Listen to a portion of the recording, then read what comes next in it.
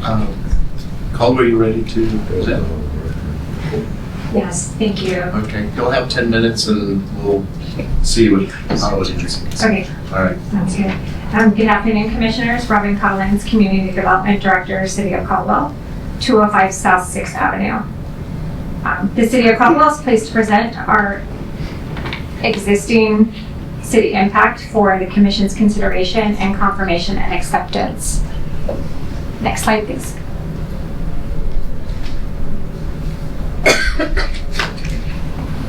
A moment. I'm sorry, I'm having technical difficulties here.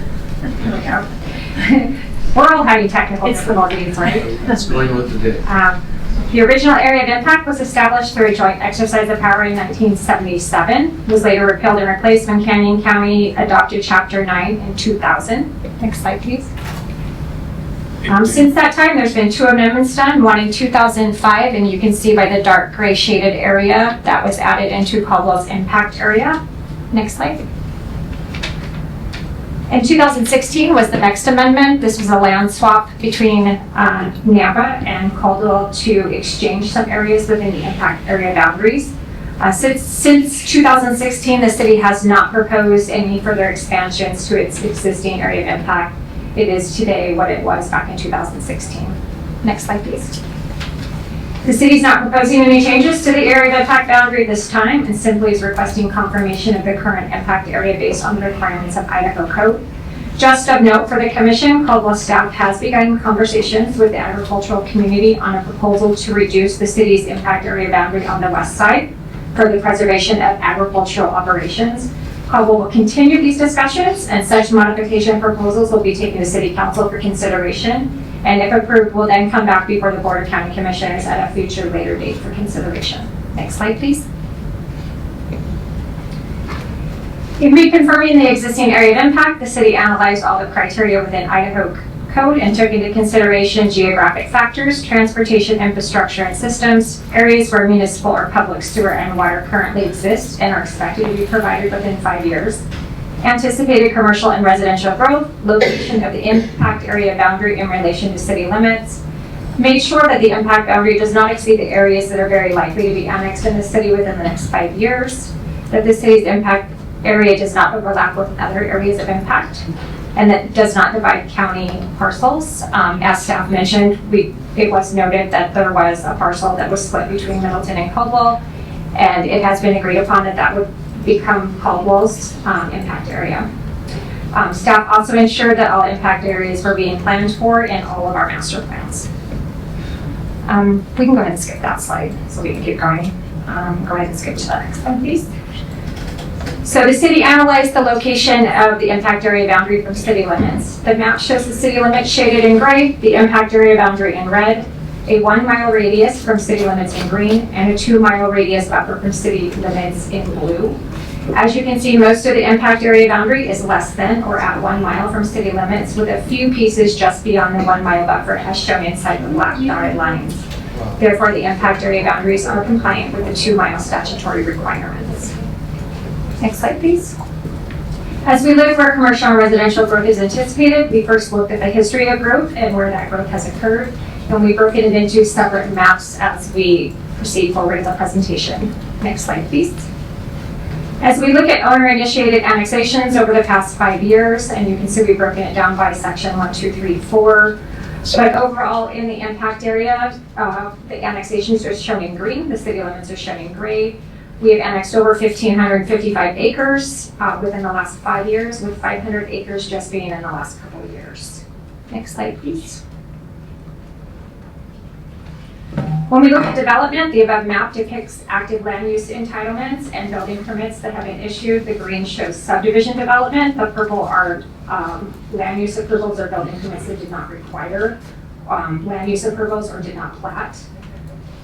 In the northwest section, number 1, Caldwell has approximately 20 plus approved projects entitlements. There are approximately 300 plus acres in Area 1, whereby property owners and companies are actively negotiating with our economic development team to annex and develop non-residential projects over the next 2 to 4 years. In section 2 above, Caldwell has approximately 18 plus approved projects and entitlements. Many developers have already purchased large chunks of land in the area east of Middleton to Madison and are actively working with city departments and have invested money on due diligence and design work. In Section 3, Caldwell has 42 plus approved projects and entitlements, and staff is currently working with property owners and developers on land use requirements for the construction of projects that are proposed in the proximity to Ustick, Farmway, Highway 55, and south of Orchard. In Section 4, Caldwell has 16 plus approved projects and entitlements, and that area is mostly encompassed by city limits as we speak. Next slide, please. When we look at enclave parcels, Area 2, 3, and 4 have the most pockets of enclave land, although county subdivisions exist throughout the impact area as a whole. One county preliminary plat exists in Area 2 and one preliminary plat in Area 3. Many of the older subdivisions are starting to experience aging infrastructure that resulted in some parcels requesting annexation into the city in order to receive water and sewer services, leaving original county parcels partially in the city and partially in the county. Next slide, please. This map just simply highlights high-growth major transportation corridors based on data from development patterns, transportation master plans, and companies that we have spoken with. Next slide, please. Next slide, please. When we looked at geographic factors, if you look in the area where the yellow square is, one of the biggest factors was the boundary of the city's urban renewal allocation area, which is a critical economic development driver. Highway 44 serves as a critical transportation and freight corridor for the city's urban renewal area. Roads like Wagner and Farmway serve as regional and local connectors. And the Boise River serves as a critical factor in dividing the impact area boundary between Caldwell and Middleton. And we also looked at the location of existing municipal services agreements, which are shown in the purple-blue, I guess that's purple-blue, on the map. Next slide, please. In this area, the major geographic factors that we looked at was the location of the Middleton and Nampas impact area boundaries. We also looked at the Boise River, which provides a natural boundary between Caldwell and Middleton's impact area and also serves as a vital water source, recreational feature, and pedestrian connection for Caldwell and the region. And again, we also looked at major transportation corridors like Middleton, Madison, Ustick, and Highway 2026, and the location of municipal services agreements. Next. In this area, Lake Lowell provides a natural geographic boundary to the south with urban development to the north and Nampas impact area boundary to the east. The west boundary of Wagner and Farmway were utilized to ensure the full encumbrance of the urban renewal district and existing city limits. Wagner and Farmway serve as a major north-south transportation corridor connecting to our east-west arterials and connectors. And the west boundary also takes into consideration the ability to provide services and municipal services agreements. Next slide. The location of the upper embankment drain and the stone lateral serves as the primary natural boundary between Nampa and Caldwell's impact areas, between Ustick and Karcher, with variation in the alignment to capture areas that are currently annexed into the city limits. The boundary between Homedale and Linden takes into consideration the natural geography and the location of the Caldwell Airport and the Airport Protection Zone, which extends east to the boundary line at Midland. Again, we looked at factors such as major transportation corridors, existing city limits, and the location of municipal services agreements. Next slide, please. The city of Caldwell has planned for utilities and transportation as far out as Chicken Dinner Road, as this aligned with the boundary of the old comprehensive plan at the time.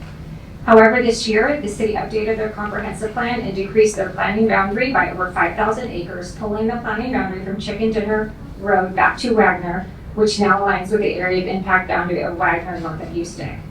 The comprehensive plan in the green area provides a 1 mile buffer on the north, south, and west that serves as a transition between city and the county on the west and north, a transitional buffer between the city and the Boise River to the north, and a buffer between the south area around the lake.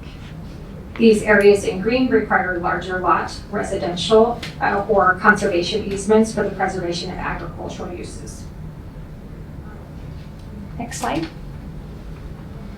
When looking at transportation infrastructure and systems, including connectivity, we looked at current and future ITD projects along I-84, Highway 2026, and Highway 55.